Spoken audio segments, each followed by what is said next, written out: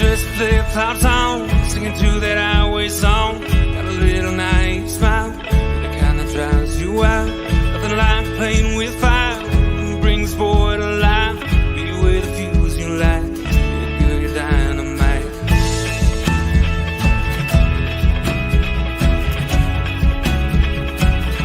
You made my day when you walked into town beside me, whispered with your eyes, let's go. You made me say, what's your name, girl, you're lonely. Can I call you if I ever go down this road? And I can't seem to find the thing.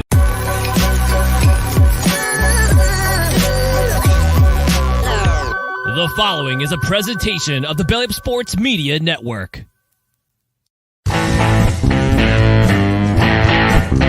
14:20 in the morning, 14 minutes and 20 seconds where the sports talk to get you through your daily commute. Hot takes, recaps, best bets, and a little humor to get your day going in the right direction.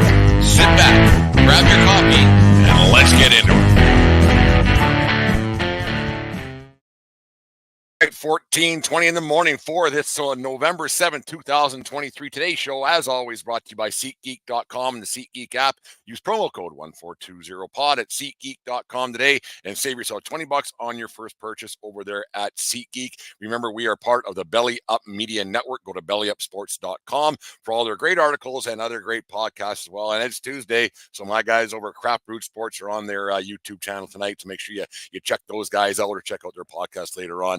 And also, thank you very much for everyone who's making us a part of your day from all of us over here at 1420 World Headquarters. No show last night. Dave came down with a bit of a bug.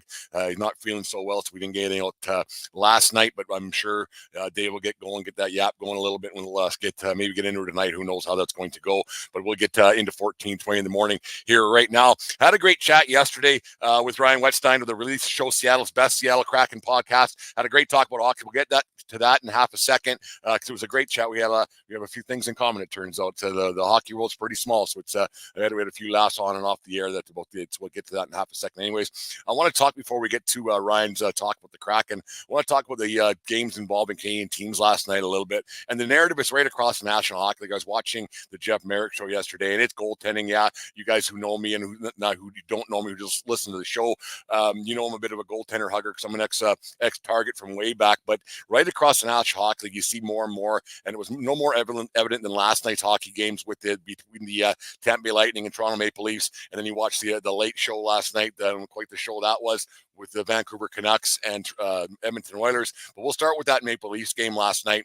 Ilya Samsonov, he's been having a rough go, but it's more so the space between his ears. He's had a really tough season. He's been really hard on himself when he talks about a post game and then on off days as well. But 12 shots. He gave up 4 goals last night. Pulled with 5 minutes left in the first period, and they put Joseph Wall in, and the rest is history. Down 4-1 after the first. Looked like the Tampa Bay Lightning were going to put up about a 15 spot last night, but the Leafs said they came back. They won that hockey game. Wall made all the saves he had to. It was a great atmosphere last night at the I still call it the Air Canada Center. I guess it's Scotiabank Arena now, but that was a great hockey game last night. A lot of emotion. Tampa Bay still Tampa Bay. They got a really good team there, but the Leafs showed some emotion for a Monday night game. Usually that building's a little bit empty, but after Matthews got his goal last night, he got the crowd going, and then Marner tied it up. They two goals early in the third period, 8 seconds apart. It might be one of those games for the Leafs that they turn things around. Might be what you look back in January, February when they're rolling a little bit, and I still think that they're going to. They're too good of a team to not get rolling, but it might be one of those games you look back on. They go, okay, this is the one. This is one of those shining moment games that things came around. They pulled the goalie. Things changed. They got a little bit of life out of the fans. At least won that hockey game in overtime last night. Probably a game they shouldn't have won the way they started. They weren't all Samsonov's fault. Obviously, last night the defense was a little bit shoddy in the first period, but they made the goaltending change when they needed to, and the rest is history. And the Toronto Maple Leafs won a hockey game, got out of their little slump, and then there they are. And then you fast forward it to the late game last night with Vancouver Canucks. They're just absolutely flying right now, with the Edmonton Oilers, who are not flying right now. And the Oilers were playing for their coaches live, it seemed, last night in that first period. Unbelievable start to that game. They actually took a 1-0 lead. They're out shooting the Canucks at one point. it was 19-2. But Thatcher Demko made every save possible. He was a man possessed almost between the pipes last night for the Canucks, and he gave their team a chance to win. And then at the other end of the ice, as always with the Oilers this season and into last year, you have a team that can't get a save when they need one. There was a second goal of the game last night, a high shot from the slot, and it went right through Skinner. And that's one of those back-breaking goals that happened once again to the Edmonton Oilers. It's one of those games. You got a tale of three cities, the way that that kind of worked out last night. And it's just been a kind of the way the script's been written throughout the season so far for those three hockey teams. One teammate gets a lot of saves with Demko being great with Vancouver. One team gets no saves at all with the Edmonton Oilers, and then you have a team last night with Toronto Maple Leafs who made a goaltending change, and that's just it. So it's quite funny how goaltenders, people always say, well, you don't need it, but when you don't have it, you notice it. And it's one of those things. That was it was very, very evident last night in those two hockey games. I didn't watch the other ones last night. It was good, kind of getting busy with all kinds of other stuff going on, but it was really evident to watch those games last night. And you look at what's Edmonton doing, and the frustrations kind of coming through. You had the coach getting thrown out of the game. McDavid got a deuce for unsportsmanlike. Then you had Draisaitl getting a 10, and frustrations boiling over with that team. And you think that something might boil over in San Jose on Thursday night. They got to beat San Jose. If they don't beat San Jose, half that team isn't going to make the flight back to Edmonton. They'll be firing guys left and right, and they'll be not letting anybody back into that city. It's a bad look right now in Edmonton. It's quite funny. We'll get to the interview here in half a second, but how everybody was so wrong about this Oilers team. You look at the prognosticators beginning of the season, and so many guys were picking the Oilers to win. And I know it's not over yet, but you know what? They got to play 750 hockey from here on in to get a chance to make the playoffs. Just to make the playoffs, like if they go on a 6-game winning streak, that just gets them to 500. So they can't lose another game if they go on a 6-game streak. That Edmonton team's in trouble, and Vancouver's flying right now. They got saves. They got saves in the first period, and Demko gave themselves a chance to hold themselves in there because Edmonton was playing for the coach's life last night. And Demko gave Vancouver some saves, and then Skinner let in a couple bad ones, and that's the series. That's the game last night. Anyways, let's get to the interview with Ryan Wetstein, like I said yesterday, from the Release the Show Seattle Kraken podcast. Great conversation that we had yesterday afternoon, and it's here now for your listening pleasure. Make sure you guys check out their podcast later on today. They got a great show over there talking about Seattle Kraken hockey. Here we go. All right, today we're joined by Ryan Wetstein, one of the hosts of the Release the Show, Seattle's best Kraken podcast, the weekly podcast for all things Seattle Kraken. How are you doing today, Ryan? I'm doing pretty good. How are you guys doing? We're doing quite good up here in Alberta, Canada. We got a little bit of snow trying to hit the ground. It's just melting. Now it's going to come back. Kind of that daylight savings time. I don't know what your thoughts are on it, but it kicks the crap out of me a little bit. It's more so how dark it gets, how early it gets for me. That's what it is for me. I'm exhausted. I didn't think it would affect me that much. Like, I feel like I should be pretty young still and not have to deal with that. But I'm tired today. Yesterday threw me off a little bit. Yeah, I woke up early, and then I never seem to catch up. Like, I'm not going to, like, people make it ruins their lives. I'm not that bad, but some people take it to the extreme and everything else. Ryan, we'll get into the Kraken. The start of their season hasn't gone so well. 4-6-2 so far, fresh off a loss to the lowly Calgary Flames on Saturday night. What's been the biggest thing for the Krakens with their mediocre start so far this season? There's no identity on this team right now, and that's the biggest thing that I can think of. They're playing very uninspired. Is really all I can really think of what's going wrong for these guys. They need to find some consistency in their game. They need to. They're like a roller coaster. They're on very, very high highs and then very, very low lows.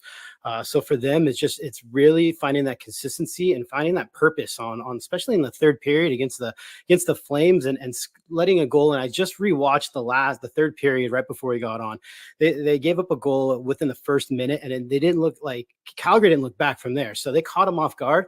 They need to be able to maintain a 3-period game and actually win the first period, win the second period, and then, I don't know, crazy thought, win the third period. Well, we were talking off air before we got recording here about you're an old junior hockey guy as I am as well. And there's kind of those unwritten rules. Don't give anything up in the first minute of the period, and don't give everything the last minute of the period, because it comes back to bite you, and you never seem to get that momentum back, and you always seem to be scrambling. After a 40-point improvement from last season compared to their first season, or inaugural season in the league, and then winning a playoff round, upsetting the Colorado Avalanche last season in the first round in 7 games, there must have been pretty high hopes at the old Climate Pledge Arena going into this season. And not that the season's over by any means, but you're getting to that American Thanksgiving point of the year where there must have been pretty high hopes for the Kraken this year, considering how the season finished from last year. Definitely in the summer, everything was trending towards this is going to be an unreal year. And Seattle sports fans are very funny. I mean, I'm a big Mariners fan. We went 22 years without making the playoffs.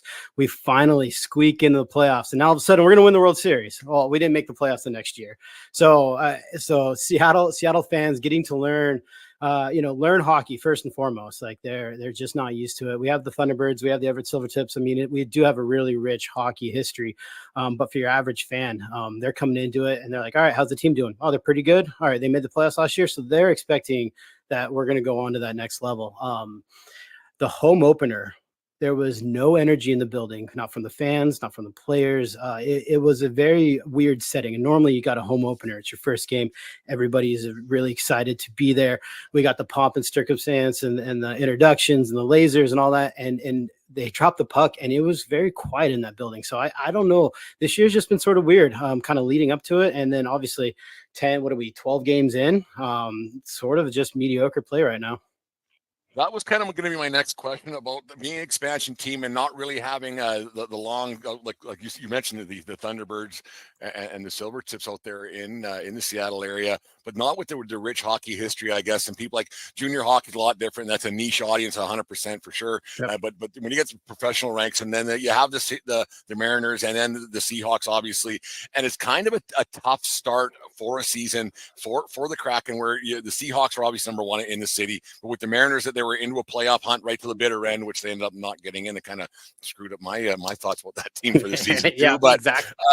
Like the Kraken, they're still going to be 3rd, and sometimes you get behind University of Washington sports as well. They're going to be 3rd or 4th on the pecking order for quite some time. And if they don't get something going early, people are going to go, well, they're an expansion team, but that expansion team tag has to go away really soon, or else it's just going to be, we're not very good. 5 years ago when they did the ticket drive, I jumped on right away. We got an NHL team. Let's get tickets. And I was thinking first 3 years, it's going to be the hardest ticket to get in town and we'd be able to sell a bunch and make some money. And in reality, there's a lot of people selling their tickets. And so you can go to a game fairly cheap. I mean, it's still the NHL. The tickets are still expensive, but you're not paying $300, $400, $500 a ticket.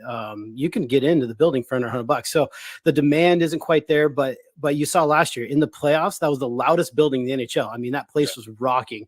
The press box is a gondola. It's a bridge. It swings from the top of the building, and you can feel it sway a little bit. So I mean, in the playoffs, that building can get really loud. The fans are really passionate. Like I said, the Thunderbirds back in the 90s, you're getting 11,000 people in the old Coliseum for junior hockey, and it was the best experience. I was a little kid, but I remember those games and going to those games and just and teaching people about hockey in Seattle. It's a weird market, but everybody's kind of getting a hold of it. And they're, like I said, they are going crazy for the Kraken. Well, when they're winning. I had a buddy played there, Blair Manning, back in the day. He played for Seattle, and then Brendan Witt, and who else is another guy. We'll get into those guys a little bit later with those Seattle teams. They go. You think about those the old Western League back then. I remember those teams back. Holy, like the Western League was a bit. It was violent, to say the least, back in the day. So there's no getting around that. So really quick, we were a billet for the T-Birds growing up, and Brendan Witt was one of my players. He's like my big brother. Really? Yeah. Yeah, absolutely. That's completely coincidental that I even brought that name up. That's crazy. Right on. No, yeah. Cool. So Brendan Witt, and then from the same town, Regan Mueller, they both lived at our house a year apart from each other. So it's we've had some pretty good players that's gone through our house and ended up playing in the NHL or in the East Coast American League. But yeah, Brendan's one of those guys. I should give him a call. It's been a while, but he's I grew up watching Brendan and playing mini hockey and the whole thing. That's fantastic. One guy that's been a bit of the whole team hasn't been great. You don't want to focus on the negative. We'll get the positive sides of things a little bit right now. But one guy, last year's Calder Trophy winner, Matty Beniers, he hasn't done much of anything this year. No goals, 4 assists so far. I would assume he's going to get it going. Is it just another one of those guys that just the identity's not there, the team's just not clicking yet? What's been the issue with last year's Calder Trophy winner, Matty Beniers, so far? So Beniers, it's his 2.5 year in the league. So, I don't know if it's a sophomore slump that he's got going on. But I mean, the way the team practices and prepares, I mean, it's businesslike. He knows what he has to do. It's just not clicking for him. I have a feeling though, when he gets the first one, he's going to get 2 more right away. I mean, we're in Phoenix tomorrow. I'm going over there actually right after we record. I'm hopping on a plane. We're going to Phoenix. That might be his breakout game, but it might also take him a few more to get going. I mean, we have a big game against Colorado in Colorado right after the Phoenix game. Big stage. I mean, you're going to, want to play up for that. But your guess is as good as mine with Matty Beniers. I mean, he has it there. His last game, he had a couple chances where he was just rolling off the tip of the stick. That he didn't really get really good wood on it. And again, I don't know what that reason is, but it's just once he clicks, I have a feeling he's gonna start tearing it up. There's a couple of guys that they picked up in the expansion draft, Jaden Schwartz, and he's been great for them, and Vince Dunn, Stanley Cup champion, Stanley Cup pedigree, that 2019 Gloria-led St. Louis Blues team. That they're on that team. Having those guys around the locker room must be good for a guy like Beniers, because you don't get many guys who win championships, and winning the Stanley Cup, I think, still probably one of the toughest things to do in professional sports. Winning 4 rounds and on it goes. What's the guys like? Especially Schwartz, what's he been like around that locker room? How much of a benefit has he been for a young Kraken team? Schwartz is one of our assistant captains, so we don't have a true captain. We have 4 alternates. He's one of those guys, and that also might be part of the reason why this team isn't. We don't have that identity. We don't have that one person in the locker room standing up and saying we got to go and get this going or whatever that is. But let's see. Beniers, I believe, was roommates with Eberle first year. So like he's latching on these guys, and again, learning how to be a pro. But we do have a lot of good leaders. I mean, we just picked up Bellemore. He's been in the league for a while, and he's one of those guys. I think he tried to mix it up in the last game and try to get a spark or something going. So we do have these guys doing the right things. It's just not clicking for him. But Beniers is going to be. I think he realizes, I mean, he's got a lot of pressure on him because he is our face of the franchise. I mean, he is the one that's on the posters and on the billboards now. That might be getting him to a little bit. But again, he's going to watch as these other guys have. Obviously, we've picked up, we didn't really have the best draft in my mind as far as like key players, goal scorers. We had a lot of guys that brought, on the team for a reason. So everybody had a reason for being here, right? So it's energy guys, it's captain like guys, it's people that you want to build that franchise around, and then bringing in obviously Beniers. We got Ty Cartier coming in, and all these young guys now. They will be this face, and so obviously learning from a guy like Schwartz, yeah, absolutely. You brought up a bunch of guys that got taken in draft, but one guy that was noticeably absent in your analysis there is Shane Wright, better known as the stink guy in his draft year a couple of years back when he didn't go first overall to Montreal like he was led to believe or whatever the story is. The stink guy heard around the NHL, and I from that moment on I didn't much care for the kid. Where is he in the?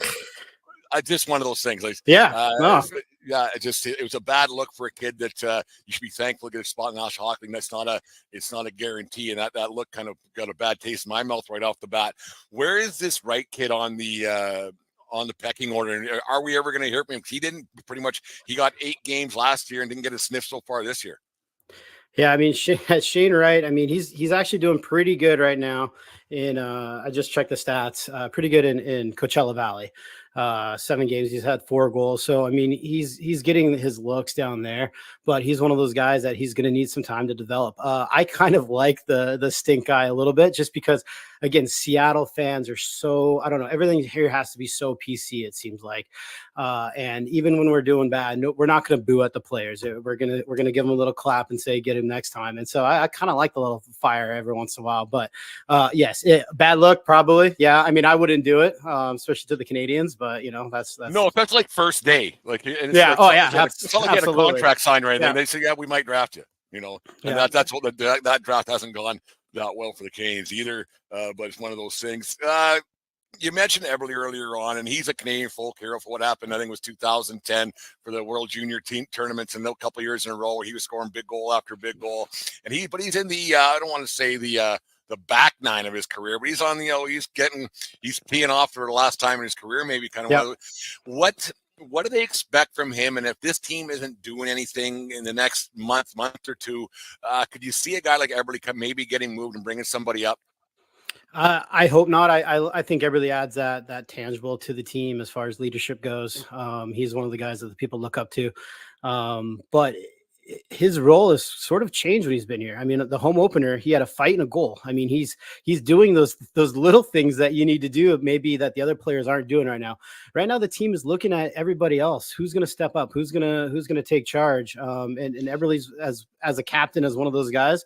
I mean, he had a pretty good hat trick in the first year. I mean, he has these key moments where he seems to step up and really kind of perform for the team. And so when they got rid of Mark Giordano, I mean, that was kind of a big blow. He was our first captain, and then he was our first guy we traded away to Toronto. And I don't like seeing these guys that we're building kind of get traded mid-season. I want to see him go through. So no, I love Beniers. I hope he stays for sure. Like I thought that getting the trading out like Giordano, which I don't know what was the story behind that whole thing. It didn't make a bunch of sense to me to go out and get him and everything else, and then trade him away to the Leafs, and like why the Leafs would want him. So like I'm a Leafs guy, so why they would want a guy like that when they're trying to do something.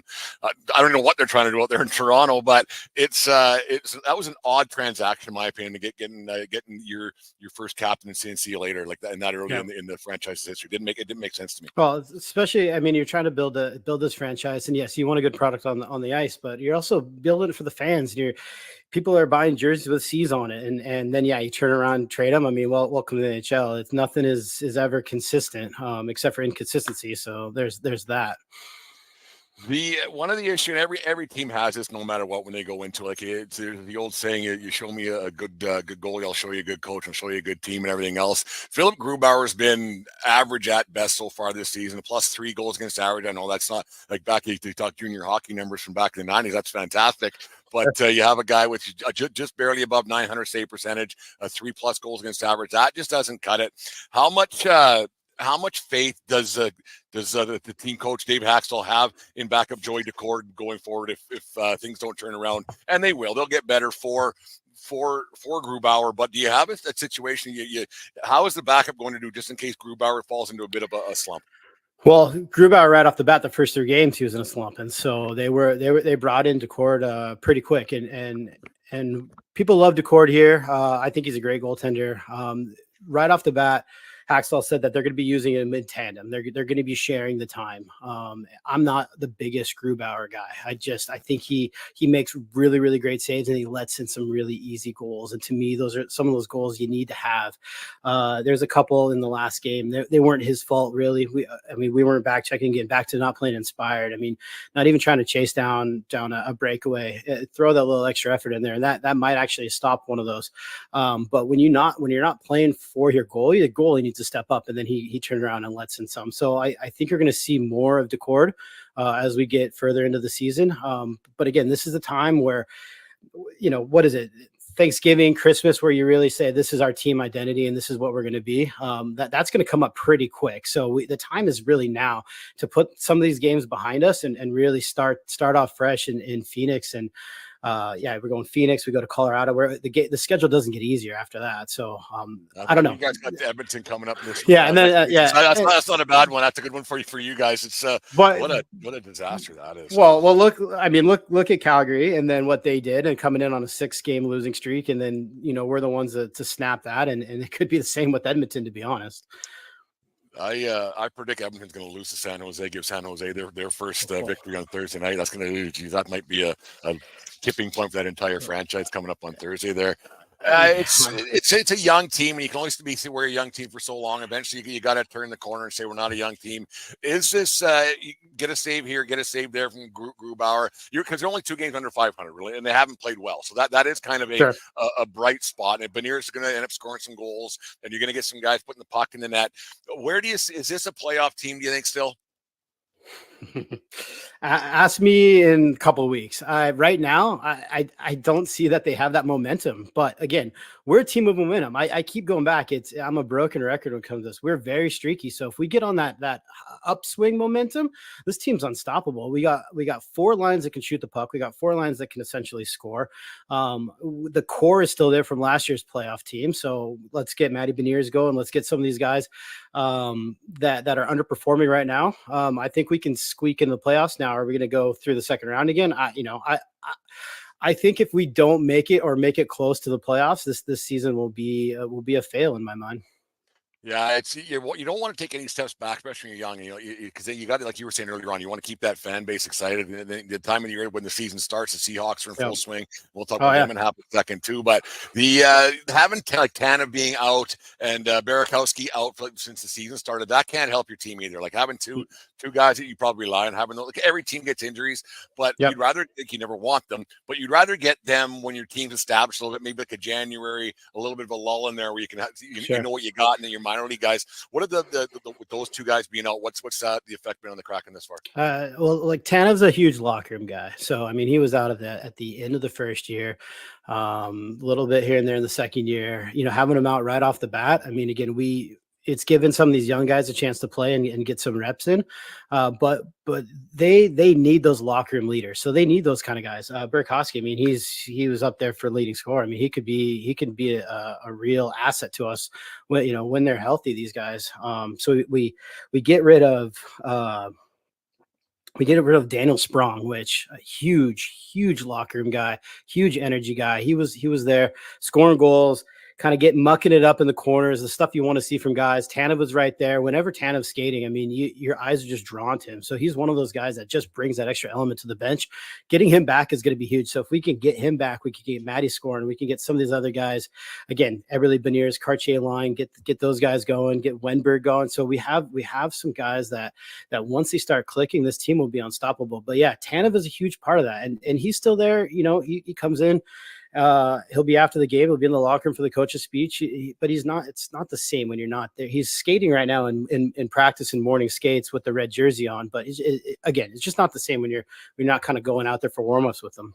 Yeah, it's not the same at all. We'll get you out of here in half a second here, but is being an expansion team in Seattle and the way that Las Vegas, the first year going to the finals and then last year winning a Stanley Cup, and like you're a hockey guy from way back, and it's just unrealistic to think that expansion teams are going to be that successful in their first couple of years as Vegas has been. Were the expectations in Seattle, were they a little bit lofty going in? Because it's unrealistic, like the way it all worked out and the way they worked the cap and everything in Vegas. It was a pretty raw deal. And then the rules that Seattle came in that weren't the same rules when Las Vegas came in. Did people have a bit of an unrealistic expectations with the Seattle Kraken?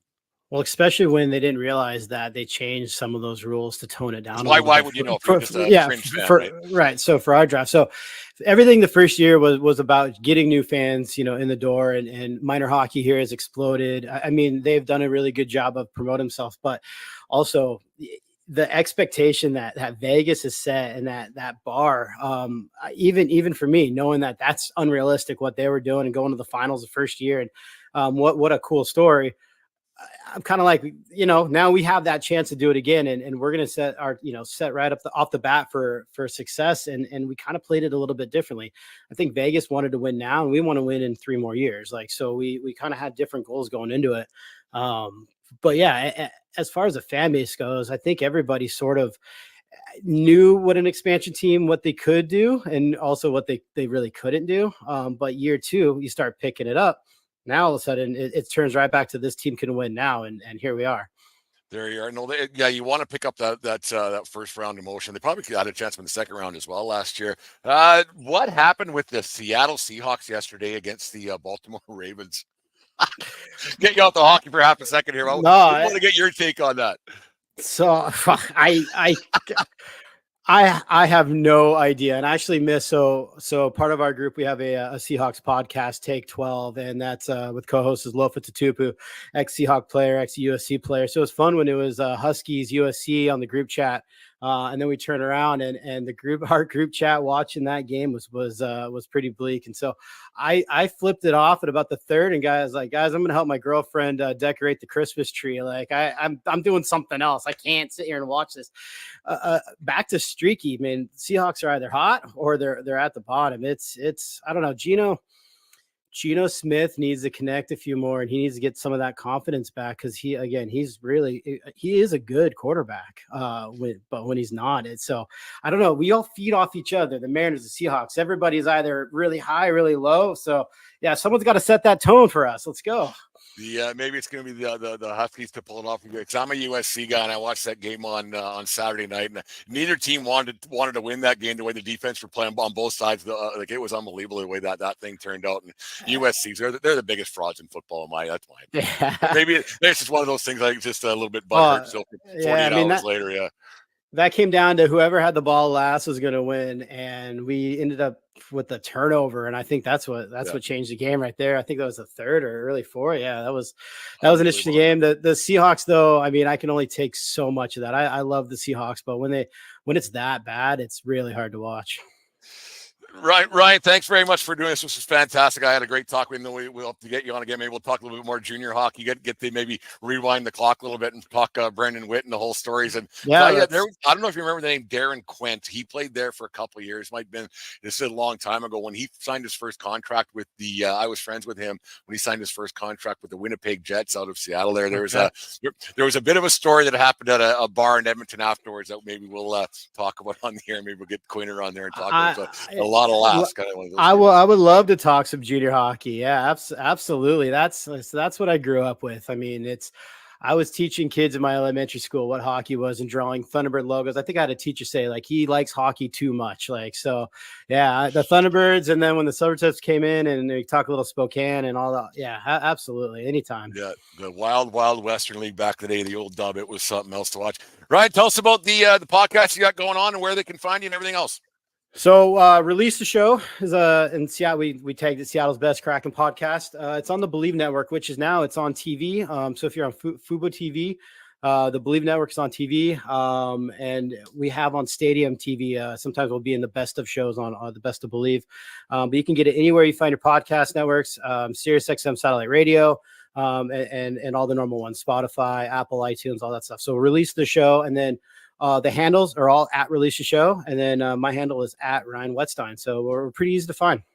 There we go. Thanks very much for doing this. We'll have to hook up as the season progresses and see what the Kraken are up to, and hopefully things go. I actually wouldn't mind seeing the Oilers lose the next few and see how bad it can actually get, and see what they're actually going to do with that team up there in Edmonton. It's unbelievable how two of the best players in the world, and just to be as bad as they are, it's crazy. Yeah, I'll text you after that Oilers game. I don't know what's going to happen, but yeah, I mean, I hope obviously we walk in there and take a win. Especially I played with Derek Ryan, who plays for the Oilers right now. So I mean, anytime we can sneak one from him, it's a good day. There we go. Thanks once again for doing this. We'll talk soon. Thanks, man. Sounds good. Thank you. Thank you. SeatGeek is the ticketing app for fans like the High Five Strangers guy. Game-winning interception, first down, just a nice solid tackle. If you're in arm's length, you will be swapping skin with this extrovert. You see, he knows SeatGeek got him a great deal on tickets, so he can focus on what he does best, smacking palms. SeatGeek handles the tickets to sports, concerts, and more, so fans can fan. Thanks once again to Ryan Wetstein of the Release the Show Seattle Kraken podcast. Great little chat we had yesterday. Lots of laughs before and after the show too. We started talking some junior hockey memories, everything else. It was a really good chat to have him on the show and talk about the Kraken. And we'll have to do that again sometime. Make sure you guys check out their show. It's actually a lot of laughs. Really, really good. And they got some football podcasts as well. They do a lot of stuff with. So that was a great chat. And thanks for Jake, the intern, for lining that up for us here from 1420 World Headquarters. Let's get to birthdays and on this day and get you guys out of here. Call her a day. Here we go. Happy 34th birthday to Minnesota Twins pitcher Sonny Gray, born on this day in Smyrna, Tennessee. Gray was drafted twice first by Chicago Cubs in the 27th round of the 2008 draft, and then in the first round, 18th overall in the 2011 draft out of Vanderbilt by the Oakland A's. Gray made his major league debut on July 10th, 2013, coming out of the bullpen. The A's 5-0 loss to the Pittsburgh Pirates, going 2 innings out of the bullpen, giving up no runs, 1 hit, striking out 3. Gray would spend 3 years in Oakland before being traded to the New York Yankees, where things, to say the least, didn't go nearly as well as everyone hoped. He moved on to Cincinnati in the spring of 2019 before moving on to his current team, the Minnesota Twins. Gray has appeared in 3 All-Star games. His career has a stat line of 98 wins, 85 losses with a 3.47 ERA, striking out 1,521 hitters in the process in the 1,571 innings he has pitched in the big leagues. Happy birthday to Sonny Gray. One of those guys who's good, but not great. You get a start here, start there, and he's good. Things just didn't work out for him in the Bronx. The fan base got between his ears pretty quick, but happy birthday nonetheless to Sonny Gray. And this is when I remember wholeheartedly remember exactly where I was when this little occurrence went down. But anyways, on this day in 1991, Los Angeles Lakers superstar and NBA legend Earvin Magic Johnson announced that he had the HIV virus and he would be retiring from the National Basketball Association. Johnson initially said in his press conference that he did not know how he caught the virus, but later acknowledged that it was from having numerous sexual partners throughout his career. At his press conference to announce his retirement, Johnson stated he was going to dedicate his entire life to the battle of the deadly disease. Despite his retirement, Johnson was voted into the NBA All-Star game, and multiple players, including teammates Byron Scott and AC Green, said he should not be playing, citing a risk of contamination if Johnson were to get cut. Johnson led the Western Conference to a 153-113 win and what's named the NBA All-Star Game MVP. Johnson permanently retired after the 96-97 season and was proud to say he was going on his own terms. Anyways, changing the moment not only in sports history, it was one of the life-changing moments for sports.